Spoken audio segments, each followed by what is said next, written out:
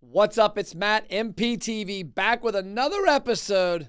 This time we got some crazy guy in here from Bircus Brewing. You brought some pizza, you brought some ginger ale, you brought some beer. Cheers. Cheers. Paul, tell the studio audience and everybody out in internet land who you are, what you do, and all that good stuff. I'm Paul Miller, Paulie the Clown. I'm the chief goof officer, if you will, of the Bircus Brewing Company. And we've been in Ludlow now for 12 years making Circus, 10 years selling beer, and 5 years selling our own beer. Bircus beer, and about 18 months now making our own pizza and selling it in Ludlow and in Covington. And we're just, getting with it. Badass pizza. Boom. I may add. I had that Geta pizza, like me and Logan were down there like 2 weeks ago, and I've been dreaming about it. Well, you snooze, you lose. I think your I staff know. crushed it. I should have brought more. I Yeah, didn't. you brought I didn't know how many. I was like, should I bring 3, 4? I should have brought more. Well, I don't feed the team. Like we put them in the basement, and they just work, and then Keep 'em hungry. Occasionally, I'll like open the door and like throw some like Skittles in there. Yeah. That's right. Sounds right. So you are what's your background? Because I know you as like the crazy ass circus guy that opened up a brewery. My lawyer once said never admit to crazy. I am determined. Okay. Determined. So I am determined. And I was a clown with the Ringling Brothers Circus. So I dropped out of college in 1996. I'm from Cleveland originally, but I grew up, teenager. I went to Covenant Catholic High School. I went to CCM, University of Cincinnati, fancy theater school. Not a lot of people were happy when I dropped out and joined the circus, but I was happy, and we made a lot of other people happy. And I went back, got my degree, but I've been in the circus business now for 25 years, and people crave the circus. I mean, we will, I say at the end of the world, there'll be clowns and cockroaches. There will not be dentists. We don't need CPAs, no orthodontists. The armies will have annihilated each other. So the clown is an archetype, and my poor staff everybody's got a clown for a boss. I mean, that's my joke. Oh, yeah. I've been running around with your office here. Everybody's got a clown for a boss, right? I'm always clowning around. I know it. I'm always in trouble. That's so good. So I know you from back in the day when we would book some different acts with Hofbrauhaus and places, because you had Circus Mojo, Right. Which I'm guessing still crushes it. No, circus. Yeah. I mean, so the circus, I mean, we do all kinds of things. I mean, corporate team building, it's great to have the whole office come down and learn to spin plates and learn to juggle and roll around in the wheel and do things. So Can the you spit fire? fire? Well, if you sign the waiver, we'll teach you to spit fire, eat fire, juggle fire. Let's test that on Logan. Okay, we can. We can, as long as you sign the waiver. I mean, the circus is dangerous, so you have to. So Circus is one thing. That's one company. The Bircus Brewing Company, I mean, it has a different angle of danger because you're making booze, et cetera. But people consume a lot more beer than they do circus. So we say Budweiser's got Clydesdales, so Bircus has Circus Freaks. So that's kind of we're the Clydesdales of the brewery. Who came up with beer? I mean, beer circus. Who came up with Bircus?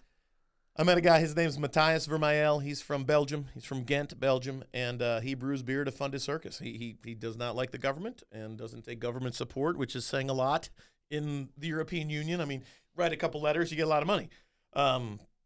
So he brews beer to fund his circus, and I met him in Berlin. We were staying at the Anarchist Hostel. So if you're ever in Berlin, don't stay at the Marriott. Talk to me. I'll get you an invitation. You get to stay at the Anarchist Hostel, and it's just a different way to look at the world. Okay. So he paid with 2 cases of Bircus beer. I paid with some circus tricks. So it was a fun way to look at how to do things a little bit differently, and that's where we think we will thrive in the pizza and the beer space. I mean, there's a lot of people making beer, a lot of people making pizza, but we were doing it a little bit differently. And you said something to me that it was kind of comical because it brought about a story of the circus. So I've got 2 kids now. They're older and they know way more than me. But when they were little, we'd go to the circus. Yeah. Go down the U.S. Bank Arena. It's called something else now, I think. I don't know what it is, like Heritage Bank. When I was there, it was the Cincinnati Coliseum. I mean, it was before we branded stuff. You're old. 1900s, man. So I go down there, and I'll never forget this. Because I walk up, and I'm like, I'm a sugar guy. I love cotton candy. I walk up, and I'm like, 3 cotton candies. And she's like, $36. And I was like, I turn around, and I'm like, I literally was like, what? Who? Like, you. I'm like, $36 for what? She's like, for your 3 cotton candies. And I'm like, oh, shit. I'm like, we'll do 1 cotton candy. Yes. So I got 1 cotton candy, and me, Paige, and Cole all picked off of it. Right.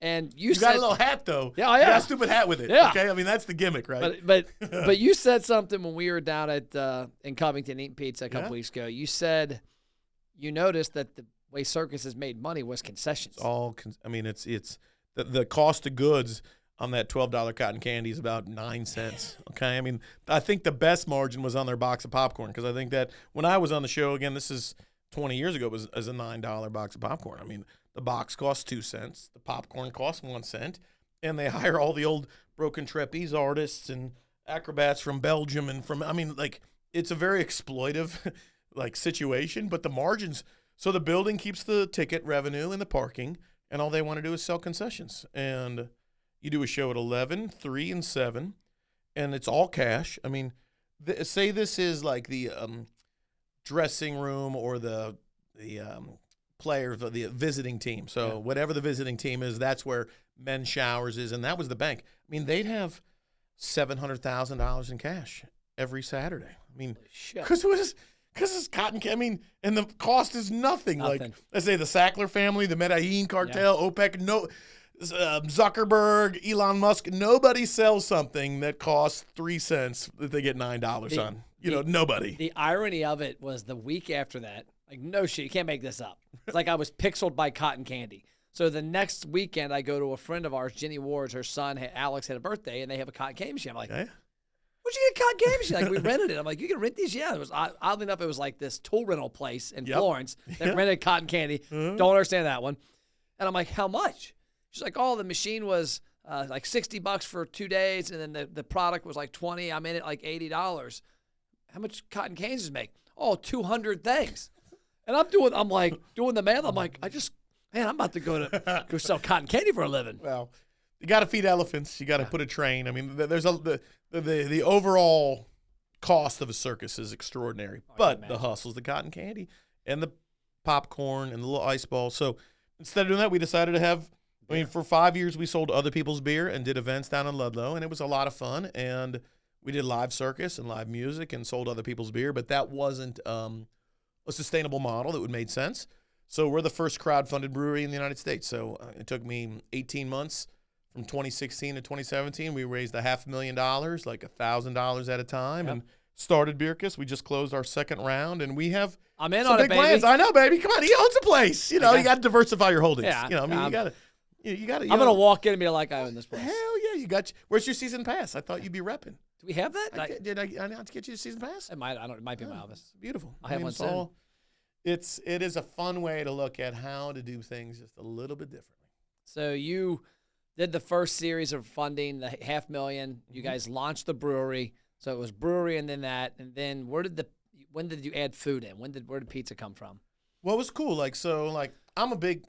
Every week we feed cows in Pendleton County. So this guy, Gravitz Angus, our spent grain, we have to do something with it. So this farmer comes every Saturday morning and we dump them manually. I mean, one of these days we'll upgrade to a bigger system, but now we're like taking 55-gallon drums and dumping the grain into a trailer. He drives it to Pendleton County, and we started doing Burger Week. We made our own burgers. Nice. And you heard of farm to table. This is brewery to ranch, back to brewery, okay? And we cook them on charcoal, and it was like one of our best weeks. We did like $25,000 during Burger Week on $6 burgers. I mean, are you kidding me? And they're all hand-packed and cooked on charcoal, and some people complain, like, it's a $6 burger. I'll give you $6. Shut up. It's kind of like, but it was cool to have this kind of concept. So we started just doing burgers, and we did tacos, and there's a guy, Jordan's his name, and he actually was an ice skater with Walt Disney on Ice. Okay. All right, so it's owned by the same parent company. So the people that own Ringling Brothers, once they got the lease at the U.S. Bank Arena, they started Walt Disney on Ice, because how many moms and dads took out second mortgages so their kids could be Olympic figure skaters? Oh, yeah. How many Olympic figure skaters are there? 8 maybe? I don't know. So there's an unlimited pipeline. I think there's 7 now, because didn't like Nancy. Harrigan. You got to watch Harrigan. She got hit with the wand. You got to. So anyway, he walked in my building, was like, I was with Walt Disney. I'm going to cook for you. So he left. He was with Jean Robert. So he was like a big deal, cooking with some big chefs in town. Yeah. He put his 2 weeks with there, and he cooked with me for a whole summer. And the deal was we'd split the profits 60-40. He got 60, I got 40. We didn't make any money but we had great food. Yeah. It was more about food and beer and things. And he's like, he was cooking outside. So we got our food permit. We're cooking outside on a grill. He's like, I'm not cooking in November, Paul. I'm like, I agree, man. One day, like the UK, Jordan, I'm going to share this with you because it was a really tough deal for him. 40 kids from University of Kentucky's tourism program came in, and he had to make grilled cheeses and tomato soup for 40 kids on like a flat top grill outside. It was like Tom and Chi in the beginning. Yeah. This is pre-Tom and Chi. You know, it was hilarious.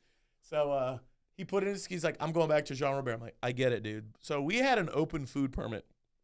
Pandemic hits in Kentucky. Bars, distilleries, and breweries couldn't open till July 1, but restaurants could open up with outdoor seating May 21. So we turned our parking lot into outdoor seating, and we're driving around. And Wendy's literally ran out of beef. You know, like you couldn't get everything tripled in price except corn dogs. So we took a frozen corn dog and smoked it for about 40 minutes. Then we did Hebrew National gluten-free wieners, just cooked on a stick, smoked, and ears of corn. So we had cornless dog, corn dogs, and dogless corn. We had something for the vegans, something for the vegetarians, something for my celiac and Hebrew friends. You know, you just got to keep checking all the boxes. So they say in Kentucky, I call it hillbilly engineering. Kentucky Chrome is duct tape. Like all day. You hillbilly engineered that menu. We did. But I'm telling you, a 40-minute smoked frozen corn dog with some gluten spicy mustard at $5, 38 cents cost of goods. 3 more beers out of you. It was a cool way to have people like sitting outside, eating something good, having fun. And then we built this, we built it by hand. This guy moved here from Egypt. He helped us build this wood-fired pizza oven. And my buddy, Michael Kuzmana, he's the head chef of the JW Marriott in Venice. You didn't buy it. He built it. We built it. We built it. Because we had to cut, in order to get your health department food permit, you got to put in a 3-bin sink. And if you put a 3-bin sink, you got to put in a grease trap. And you got to cut up a bunch of concrete. So my teenage kids, I had them pull up the concrete, break it in half with a sledgehammer, and we built a wood-fired oven with this guy that moved here from Egypt. So, I mean, it is like Jesus ate out of it. I mean, Jesus ate pizza just like this. How did you find a guy in Egypt that could build a wood-fired pizza oven? He lives in Bromley. Was this like Uber's or an Uber pizza oven guy? No. His wife's Egyptian. He's an American. His kids are Egyptian. He lives in Bromley, Kentucky. Okay. And while he was working through all the visa stuff, he was just hanging out because we had a little, before the theater was open, for 1 year, we just sold beer out of a little 25-seat tasting room. So he would come all the time. And it was just kind of one of these ideas, like we could do it. And it's literally like, that's our ethos and mentality. Like we can do it. Like we can build an oven. You know, I mean, is it perfect? We can only cook 3 pizzas at a time. In our place in Covington, we can cook 5 and 6 at a time. So it's really like a pilot. Like, what are we learning? Every day we're learning something new. We're tapping resources from around the world, whether it's the guy that moved from Egypt, the guy that brought our pizza recipe. He was the head chef of the JW and Mary in Venice, where he could only get there by boat. Wow. And like the movie The Joker, they screened it in Venice and they all stayed there. So he was making fancy gluten-free stuff for Joaquin Phoenix, like, and then the world shut down. And we went to high school together, and they shut Italy down, and then the same restaurant group owns a place in D.C. Then D.C. gets shut down. Then they send him to Miami to work. Then Miami gets shut down. Then he flies up 2 years ago to visit me in Cincinnati. And Ludlow is like, well, Paul, I don't know, man. I don't want to make pizza. I'm a big chef. And I'm like, what's a big deal? You know, like, we're not going to do fancy lobster gnocchi in Ludlow. We're going to do beer and pizza. He's like, well, I made lasagna for Pavarotti's birthday. I'm like, what's up, Pavarotti's birthday? We're going to do pizza. And he's like, build an oven. We'll see. And then he's like, if there's no work and you're offering me work, we'll do it. So that was March. July we built the oven.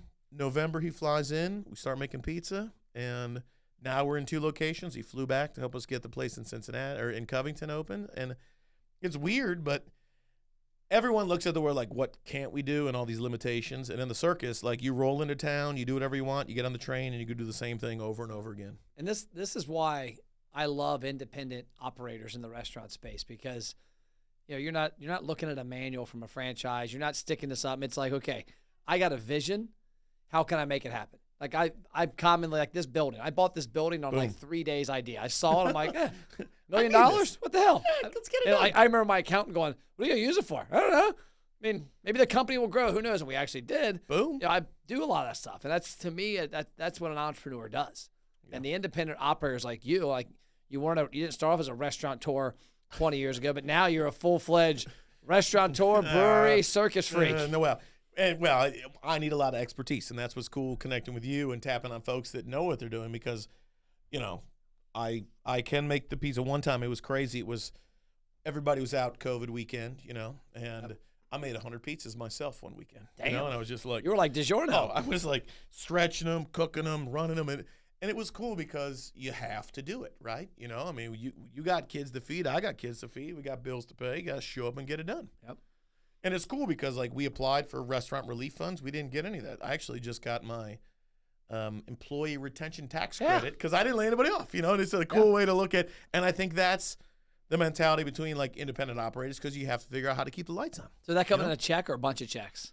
I got 3 different checks. Yeah, I got Did you get it? Did you get you 2? I've got one. I've got an amount coming. I haven't gotten the checks yet. But a friend of mine was like, I got like 7 checks. He's like, they came in. I couldn't remember what the hell they were for because how they were made out, like the official IRS checks. Yeah. And like my accountant even told me I knew what it was, but I pay Chris Rogers to do all that stuff. And he's like, hey, by the way, you got this much coming back. And I'm like, what is it? He's like, the employee retention tax credit. I'm like, okay, retention, employee, because we retained people. He's like, yeah, you actually tripled your workforce during this. See? Show must go on, babe. Yep. Show must go on.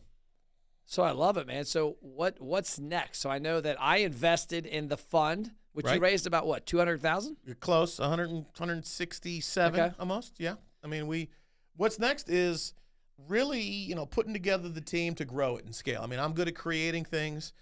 We've created something that's really great, but really it's reaching out to find the right players to put it in place so that we can scale. The state of Kentucky just changed the law, which allows us to self-distribute our beer. Oh, nice. Which is, but I mean, it is nice. But then you got to get your trucking, and you got to get your truck and your salespeople. But it's cool to send out invoices, and you know, me going around selling beer. It's like, oh, do you own the place? Yeah, but I got to sell this beer. So that's the thing.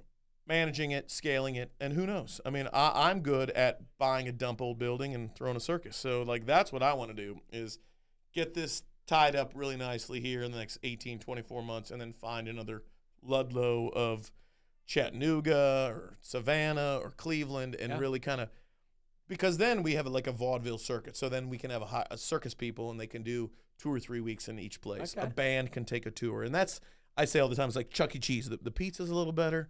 The show's better than animatronic rodents, and you're allowed more than 2 beers. So it's just a model that works, you know? You need to meet the guy that I was down in Pigeon Forge with yesterday. His name's Bucky. He owns a company called Face Entertainment. And they have, like, he just opened up a 43,000 square foot downtown Flavortown is the brand he owns in coordination with Guy Fieri. Okay. But he's got amusement park companies. He's got go-kart tracks, arcades. Bro, I think you guys have a similar mind. It might be a pretty good connection because he's in Branson. He's in Pigeon Forge, Gatlinburg, Myrtle Beach. I think he's going to Orlando next. No, and that's where all my people work. You know, like I have a really fantastic friend. Her name's Lizzy Delicious. So she actually has a Delicious. Dizzy Lizzy Delicious. My wife calls me delicious. So well, Dizzy Lizzy has a degree from the National Institute of Circus Arts in Australia, in Melbourne, in hula hooping. Oh, sweet. And she's been a part of this project since day one. So I've known Dizzy since she's probably been in the United States for 15 years or so. But when the pandemic hit, there was no work for anybody. So we did these fancy circus supper clubs. So Cusimano, my buddy from Italy, he came back in January. Dizzy performed. We had artists from Cuba, artists from Argentina, from Germany, and we put these fancy circus supper clubs together, and it was $60 to $120 a person. We were operating our space at 20% capacity. And we were one of the few places open. We sold out every one. Yep. Everybody pre-ordered what they wanted. If they wanted their, they wanted their oysters, they could get them. Like it was cool as hell to be able to like have the resources of Michael, like fancy chef. There was no work for any musicians in town, so they came and we practiced. And then all the best circus people in all the USA were in town because there was nowhere else to work. But Dizzy Lizzy's working in Branson right now doing a show. It's just funny because I know all those places by like raw human talent, but now being able to convert like with connections from you of people who are in the amusement park space because roller coasters are expensive, but they're easier to build than circus people. Like it's just hard, managing a roller coaster versus managing a bunch of circus freaks. It's just keep the thing greased, keep it maintained. But roller coaster is going to work. And this guy's got a lot of real estate too, so that's a good thing. He's got a place to fill. Well, and what's neat is the idea of making Bircus beer at all these other places because that. Like you like those fancy branded cups? I love the branded cup. The crowler is fire, and you got me some ginger ale here. Well, it's funny because so plastic cups. I mean, let's just talk cost of goods. Like plastic cups, they used to cost me 6 cents. Okay. Okay. Now And we ordered like 24,000 of them to get it back under 10 cents. Because if I go get a plastic cup now, like Restaurant Depot or GFS, 25 cents. yeah, it's silly. Yeah. I mean, it's like, that's stupid. But it's funny, the idea of like leaning in and getting branded ones that cost less than other ones, but the beer, that ginger ale, the product costs less than what the cup costs. I mean, our Lud Light, our top seller, it costs 15 cents to make 16 ounces of that. Probably cost me more to like wash the glass than it does to. So connecting the right dots with the right players, because all the laws are different, but breweries will come and go. But this is essentially like our popcorn or our cotton candy machine. Yeah. So, that is the construct to try and connect. So cheers. I'd love to meet that guy. What's his name? His name's Bucky. I'll make it happen. Cheers, Bucky. To you, babe. To you, Bucky. He watches the podcast occasionally, so I'll make sure to watch this one. That's so cool. Two things I want to finish with. The first one I want to talk about is, since we're on it, branding. I actually brought this up recently in an interview I did with somebody. I'm like, I'm amazed the number of people I run into that on the street, they don't wear their brand. And then they wonder why their employees don't support it. And their customers, like, the first thing I do when somebody comes in here, they get MP you gear. Hooked me up. You hooked you me got up right shorts away. and I know, the sweatpants. whole shebang. My car is orange. It's got the MP on it. The license plate has it. My vans. I live, eat, sleep, and drink. Like, I went to the gym this morning. I worked out. I walked in my own sweatpants, shorts, shirt, and sweatshirt. All day. And people get a kick out of it because I go out to the car, get my change of clothes. I come back in. They're like, you have the same clothes. I'm like, yeah, these are dirty. Take a shower. But I live my brand everywhere. There it is. And it creates conversations. It creates relationships. I'm amazed the number of business owners, and you're similar, a number of business owners that don't. Like, you see them on the street and they got nothing branded. You have to pull out of them what the hell they do. But they work their ass off and wonder why they can't find customers. You, everywhere I see you, the shirt, everywhere online. Yeah, I mean, push, push. And it really, for us, it's about, the brand's one thing, but it's when people come to, first of all, getting to Ludlow. Rest in peace, the yacht club sank. Okay, that was our destination. Is that forever. gone? It's hit by a barge. Things sank. Remember when it was leaking sewage for a long time? We won't talk about it. We'll keep it classy. I respect the hell out of the guy. It's almost not even Ludlow. It's not even Bromley. That's like Switzerland. So he's in neutral territory there in the river. It sunk. A barge hit it. This thing sunk. I didn't know that. So like pre-COVID or? Yeah. Right. Yes. So maybe the barge had COVID. We don't know what happened, but it is. So to get to Ludlow, sometimes it can be challenging, but that's where it's cool because we're booking this weekend the Bronson Arroyo's playing, and we sold out for Bronson before you got your season pass. Book your ticket, show up, it's fun. But all these people come this is awesome. So we have people swinging around in the air, people unicycling. We put heat detection in the building, so we have fire breathers. So we're eating fire, juggling fire. I'll blow a big giant ball of fire, and what does everybody do? Everybody gets their phones out, and they're like, shh. Yep. And that's my philosophy on creating content in real life. And it's the way we're trying to break the social media algorithm, because if I put something up, 200 people will see it maybe, unless I pay to post it and all that stuff. And even that, I believe, gets buried. But it's cool as hell to see 20 customers out there doing, and they could be sending it to their uncle or to their kid. I don't care if they're snapping it, tweeting on all the platforms. I don't know, but I love the idea of creating spectacle and empowering our guests with the FOMO. Look where I'm at. Why aren't you here? And that is it's a long-term play using new technology, but really it's just the circus of yesterday. Yeah. School would be canceled.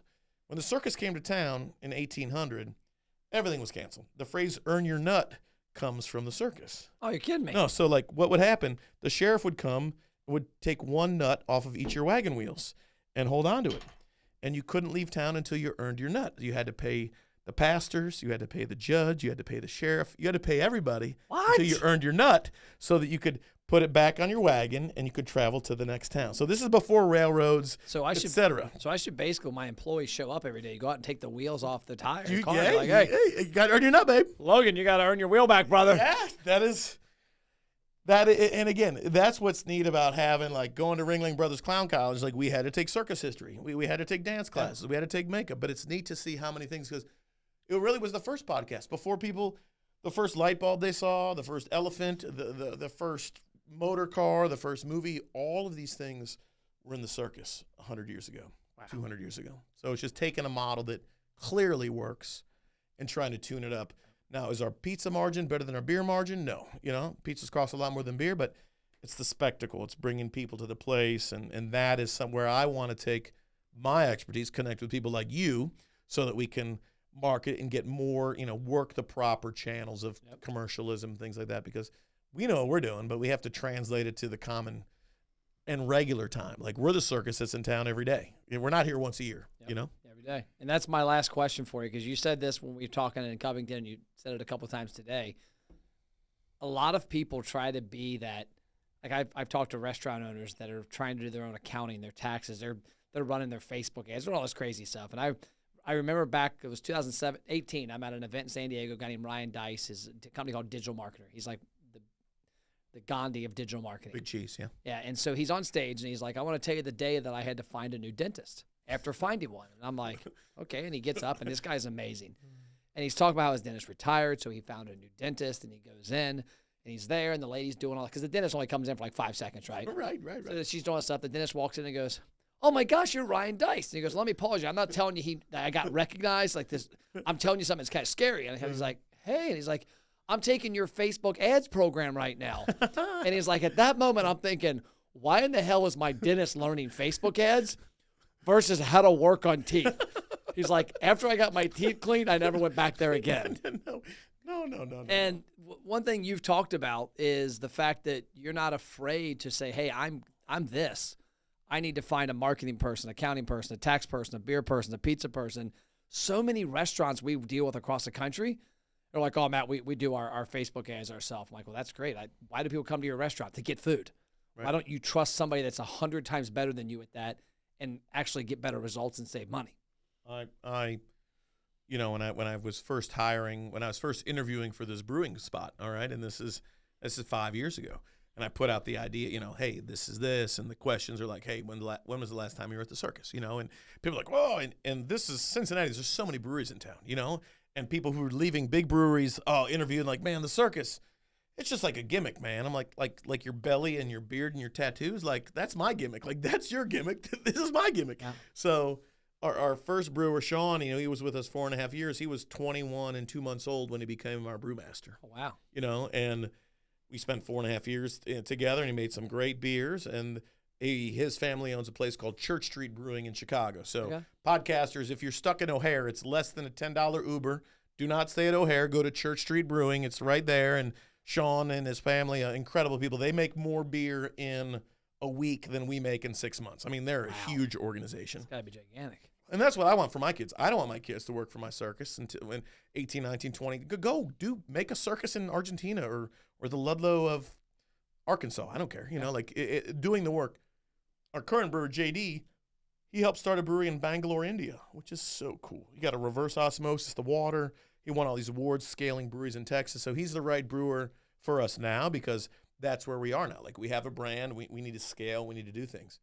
And I told them both, like, I don't know anything about yeast strains or hop choice. Like, I'll make payroll. You make great beer. You know, like, go. You know, and my CPA's been with me for 25 years. You know, I had a big audit because we brought in a bunch of German Peace Corps volunteers to Ludlow to help us make circus and things happen. And it triggered a big audit. Everything we did was legal, but the IRS had never seen this asymmetrical approach to paying people without a social security number, but it was legit. And having Whitney Stith, who's my good old boy CPA, Whitney. So Whitney's my guy, you know. So Whitney's like, Paul, don't talk, you know. And it was so great because, like, Whitney's been my dude like forever, you know. And Rachel, is a partner there, like, we set up this whole opportunity fund, and she's learning. So the only way I can get things done is hiring incredible people and then trusting them implicitly. Hey, go. You know, I'm gonna do what I do, and you guys do what you do. You know. Well, I love it. I appreciate having you in today, man. Oh, man, it's so great, man. This is the most energy I've ever had in the studio. I mean, I usually have some energy, but, like, you make me look like I'm docile. No. And I love it. Come on. And we're going to have to put some footage of, hopefully by this time there's been some footage on here of you doing some of the circus stuff out there. But so great. Appreciate you coming by. Appreciate the drink. Cheers. Cheers. We'll see you next episode of MPTV. See you down the road.